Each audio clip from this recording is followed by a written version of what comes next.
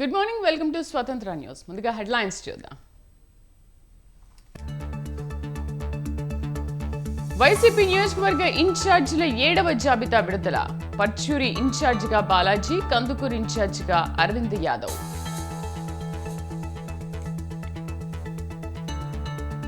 నేడు అసెంబ్లీలో ఇరిగేషన్ పై శ్వేతపత్రం ప్రవేశపెట్టనున్న సర్కార్. చర్చకు సిద్ధమన్న బీఆర్ఎస్.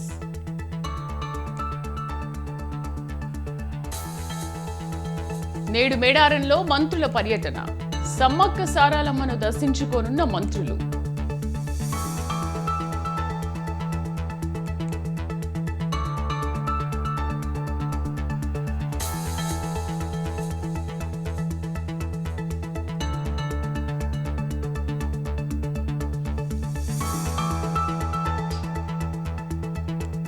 నేడు నింగిలోకి జిఎస్ఎల్వి రాకెట్. వాతావరణ ఉపగ్రహ ప్రయోగానికి సర్వం సిద్ధం.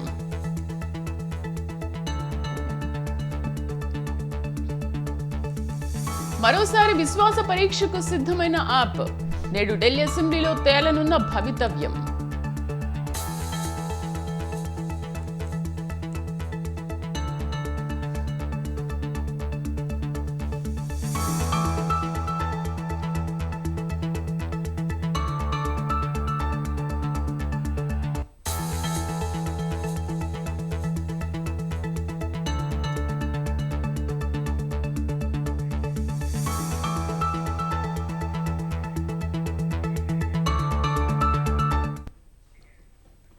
తెలంగాణ అసెంబ్లీ సమావేశాలు వాడివేడిగా సాగుతున్నాయి. ప్రాజెక్టులపై అధికార ప్రతిపక్షాల మధ్య మాటల యుద్ధం నడిచింది.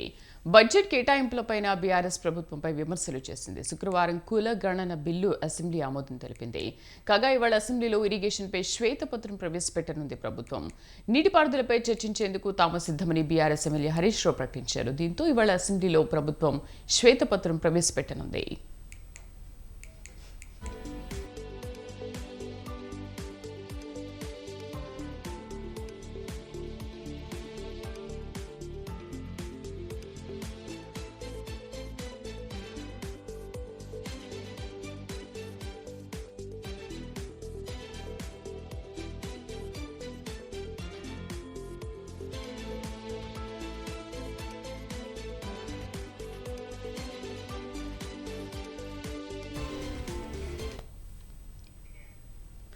భద్రాచలంలోని సీతారామచంద్రస్వామి ఆలయం కోసం ప్రధాని నరేంద్ర మోదీ 50 కోట్లకు పైగా నిధులు కేటాయించారని కేంద్ర మంత్రి కిషన్ రెడ్డి అన్నారు. మోదీ కృషితో రామప్ప దేవాలయానికి యునెస్కో గుర్తింపు దక్కిందని తెలిపారు. మోదీ వల్లే ఆర్టికల్ 370 రద్దు జరిగిందన్నారు. బీజేపీ పాలనలో దేశంలో పూర్తిగా అవినీతిని నిర్మూలించామని కిషన్ రెడ్డి తెలిపారు. నరేంద్ర మోడీ గారి నాయకత్వంలో గత 9.5 సంవత్సరాలుగా దేశంలో అనేక రంగాలలో మార్పులు తీసుకురావడం జరిగింది. సంస్కరణలు తీసుకురావడం జరిగింది. నూతన విధానాలు తీసుకురావడం జరిగింది. దేశాన్ని అభివృద్ధి రంగంలో కొత్త పుంతలు తొక్కిస్తున్న విషయం మీకు అందరూ తెలుసు. అన్ని రంగాలలో దేశాన్ని ముందుకు తీసుకెళ్తున్న విషయం మీకు తెలుసు. దేశ గౌరవాన్ని మన దేశంలోనే కాదు ప్రపంచమంతా కూడా ఇనుమడింప చేస్తున్నటువంటి ఒక అద్భుతమైనటువంటి నాయకత్వము ఈరోజు భారతీయ జనతా పార్టీ నరేంద్ర మోడీ గారి నేతృత్వంలో దేశానికి అందిస్తున్న విషయం మనకు తెలుసు. అంతేకాకుండా మరి మనం చూస్తూ ఉన్నాం, మీరందరూ కాశీకి వెళ్ళుంటారు. కాశీలో మరి ఏ రకంగా ఒక అద్భుతమైనటువంటి విశ్వనాథ దేవాలయ మందిరాన్ని పునర్నిర్మాణం చేసి ఒక కారిడార్గా డెవలప్మెంట్ చేశారో ఈరోజు మనం చూస్తూ ఉన్నాం. ప్రతిరోజు లక్షలాది మంది, ముఖ్యంగా మన తెలుగు ప్రజలు కాశీకి వెళ్తూ ఉంటారు. కేదార్నాథ్ టెంపుల్ తీసుకున్నా 8 మంది బీఆర్ఎస్ ఎమ్మెల్యేలు, 5 బీఆర్ఎస్ ఎంపీలు తమకు టచ్లో ఉన్నారని బీజేపీ జాతీయ ప్రధాన కార్యదర్శి బండి సంజయ్ అన్నారు. ఎట్టి పరిస్థితుల్లో బీఆర్ఎస్తో పొత్తు ఉండదని, ఇదంతా కేసీఆర్ ఆడుతున్న నాటకమని ఆయన అన్నారు. సాక్షాత్తు ప్రధాని మోదీనే వారి అవినీతిపై మాట్లాడారని బండి సంజయ్ పేర్కొన్నారు.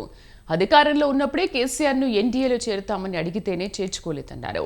తెలంగాణలో తాము 17 సీట్లు గెలుస్తామని, దేశవ్యాప్తంగా 400 సీట్లు గెలుస్తామని ధీమా వ్యక్తం చేశారు. బీఆర్ఎస్ ఒక్కటి కూడా గెలిచే అవకాశం లేదన్నారు.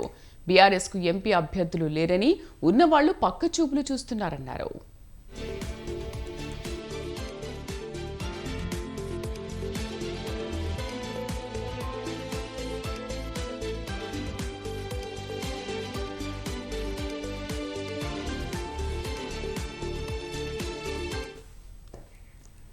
లోక్సభ ఎన్నికలకు ముందు తెలంగాణలో రాజకీయాలు ఊపందుకున్నాయి. మాజీ మంత్రి పట్నం మహేందర్ రెడ్డి సతీమణి వికారాబాద్ జిల్లా పరిషత్ చైర్పర్సన్ పట్నం సునీతారెడ్డి కాంగ్రెస్ పార్టీలో చేరారు. టీ కాంగ్రెస్ ఇన్ఛార్జ్ దీపాదాస్ మున్షి సమక్షంలో కాంగ్రెస్ కండువా కప్పుకున్నారు. ఆమెతో పాటు కంచర్ల చంద్రశేఖర్ రెడ్డి, మాజీ మేయర్ బొంతు రామ్మోహన్ హస్తంగూటికి చేరారు.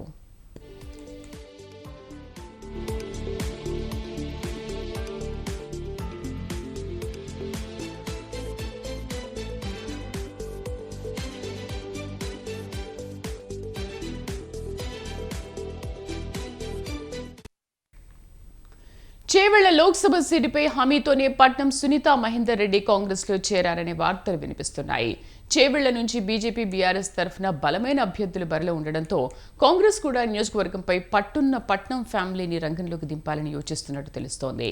ఈ నేపథ్యంలోనే పలు దఫాలుగా చర్చలు జరిపిన పట్నం కుటుంబ సభ్యులు ఎట్టకేలకు ఎంపీ సీటు కోసం లైన్ క్లియర్ కావడంతో సునీతారెడ్డి కాంగ్రెస్ పార్టీలో చేరినట్లు వార్తలు వినిపిస్తున్నాయి.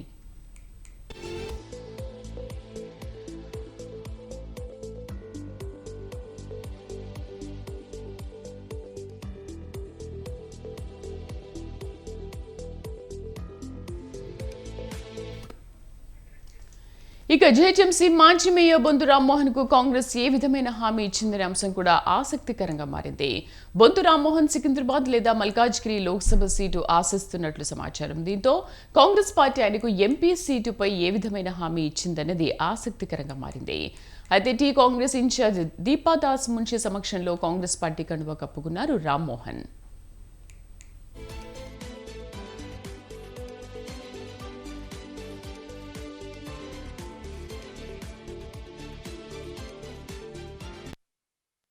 కాంగ్రెస్ పార్టీలో చేరిన అనంతరం ముఖ్యమంత్రి రేవంత్ రెడ్డిని వికారాబాద్ జెడ్పీ చైర్పర్సన్ సునీతా మహేందర్ రెడ్డి, కంచర్ల చంద్రశేఖర్ రెడ్డి, బొంతు రామ్మోహన్ దంపతులు ప్రొఫెసర్ బానోతు రమణ నాయక్ మర్యాదపూర్వకంగా కలిశారు.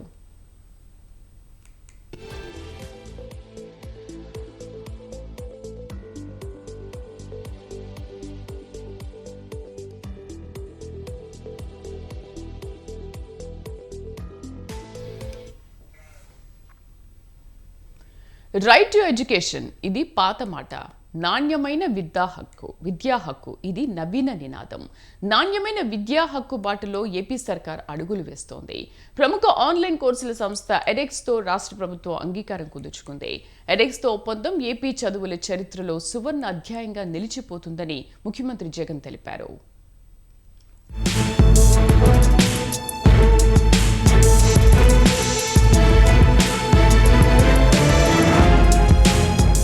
ప్రముఖ విద్యా పోర్టల్ ఎడెక్స్తో రాష్ట్ర ప్రభుత్వం ఒప్పందం కుదుర్చుకుంది. క్యాంపు కార్యాలయంలో సీఎం వైఎస్ జగన్ అధ్యక్షతన జరిగిన సమావేశంలో సర్కార్ ఎంఓయూ చేసుకుంది. రైట్ టు ఎడ్యుకేషన్ అనేది పాత నినాదమని, నాణ్యమైన విద్యా హక్కు కొత్త నినాదమని సీఎం జగన్ తెలిపారు.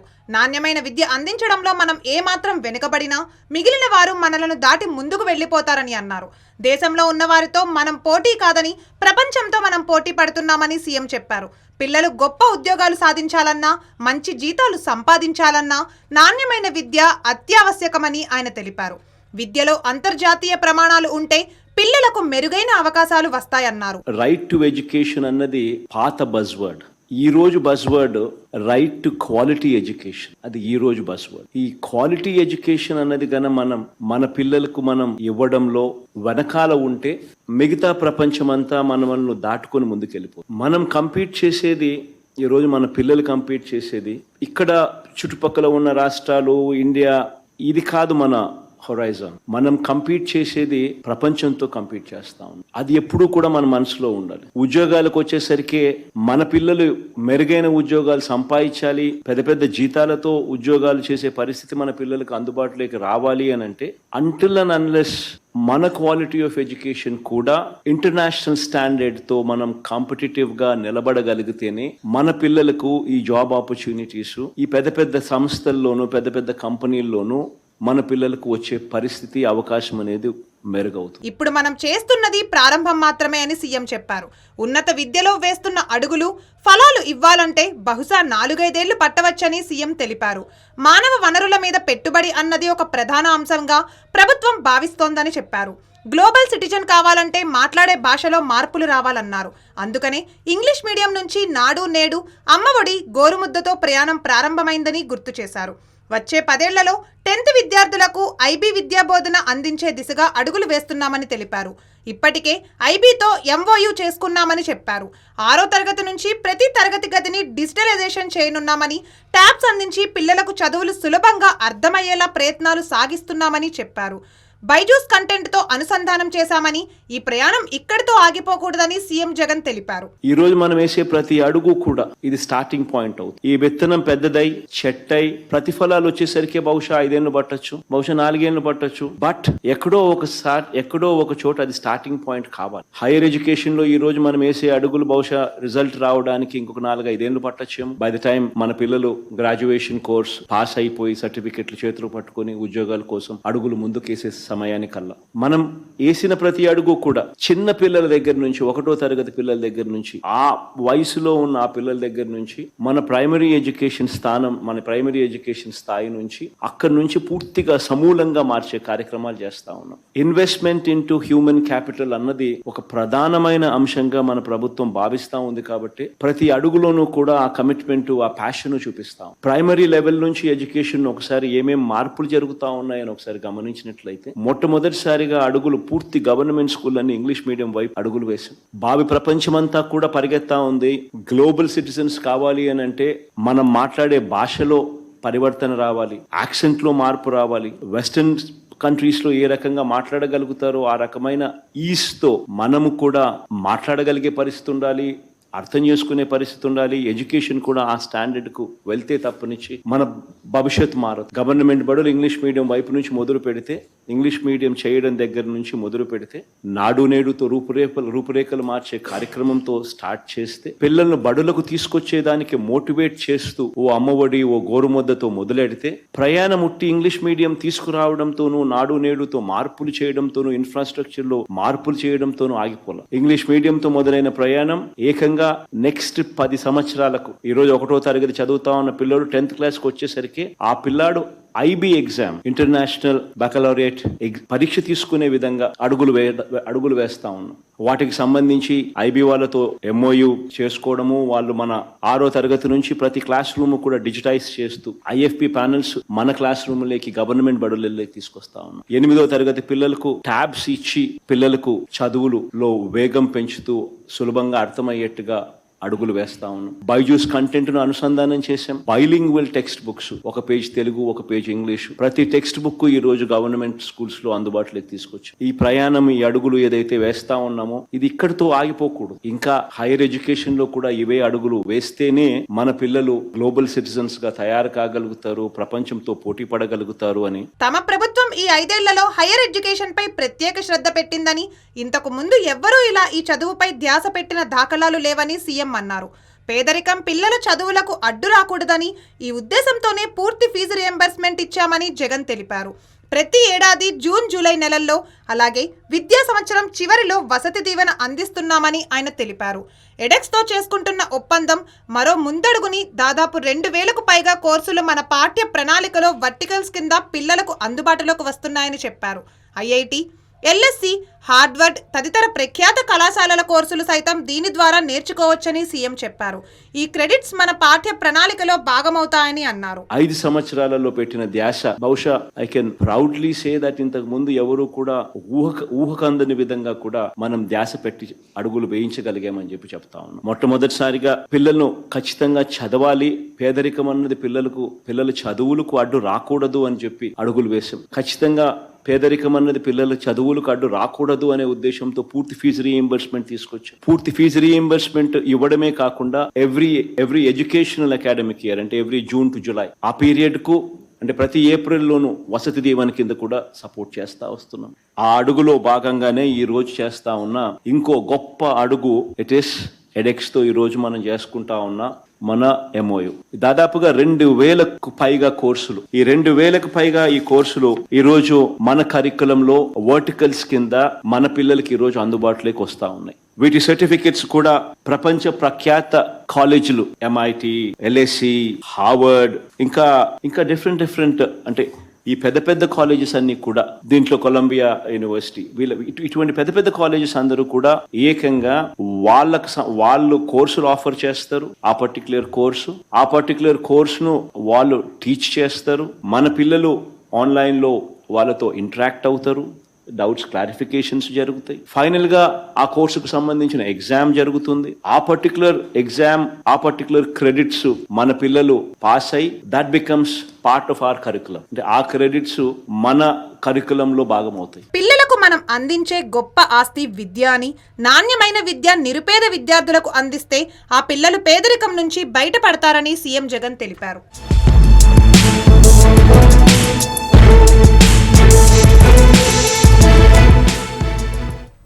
ఢిల్లీ ముఖ్యమంత్రి అరవింద్ కేజ్రీవాల్ అనూహ్యంగా పావులు కదిపారు. ఢిల్లీ అసెంబ్లీలో విశ్వాస తీర్మానాన్ని ప్రవేశపెట్టారు. అవిశ్వాస తీర్మానంపై సభలో చర్చ చేపట్టనున్నారు. అసెంబ్లీలో కేజ్రీవాల్ విశ్వాస తీర్మానం ప్రవేశపెడుతూ తప్పుడు కేసులు బనాయించడం ద్వారా ఇతర రాష్ట్రాల్లో పార్టీలను చీలుస్తూ ప్రభుత్వాలను కుప్పకూల్చడం అంతా చూస్తున్నామని అన్నారు. ఢిల్లీలోనూ మద్యం పాలసీ కేసు పేరుతో ఆప్ నేతలను అరెస్ట్ చేయాలని చూస్తున్నారని, ఢిల్లీ ఎన్నికల్లో ఎప్పటికీ గెలవలేమనే విషయం వారికి తెలుసునందునే ప్రభుత్వాన్ని కూలదోయాలని అనుకుంటున్నారని ఆరోపించారు. ఆప్ ఎమ్మెల్యేలందరూ చెక్కు చెదరకుండా పార్టీతోనే ఉన్నారనే విషయాన్ని ప్రజలకు తేటతెల్లం చేసేందుకు విశ్వాస తీర్మానాన్ని సభలో ప్రవేశపెడుతున్నట్లు చెప్పారు. तो लेकिन ये भी इनका ऊपर वाले की दया है, हमारे ऊपर जनता का विश्वास है, ये प्रयास इनका सफल नहीं रहा, तो ये देखने के लिए और जनता को दिखाने के लिए कि हमारे ప్రధానమంత్రి నరేంద్ర మోదీ హర్యానా రేవాడిలో ఎయిమ్స్ కు శంకుస్థాపన చేశారు. రైతులకు మేలు చేసేందుకే తమ ప్రభుత్వం పనిచేస్తోందన్నారు. గతంలో అన్నదాతలకు బ్యాంకులో రుణాలు ఇచ్చేవి కావన్న ప్రధాని ఇప్పుడు మేం గ్యారంటీ ఇస్తున్నామన్నారు. రైతుల ఆందోళన కొనసాగుతున్న వేళ ప్రధాని వ్యాఖ్యలు ప్రాధాన్యతను సంతరించుకున్నాయి.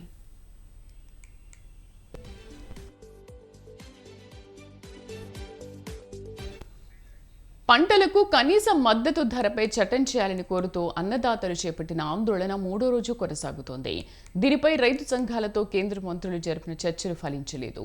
తమ ఆందోళనను ఉధృతం చేస్తామని, తప్పకుండా ఢిల్లీ చేరుతామని రైతన్నలు చెబుతున్నారు. ప్రస్తుతం వీరంతా పంజాబ్, హర్యానా సరిహద్దుల్లోనే ఉన్నారు. అటు దేశ రాజధాని సరిహద్దుల్లోనూ భారీగా బలగాలు మోహరించాయి.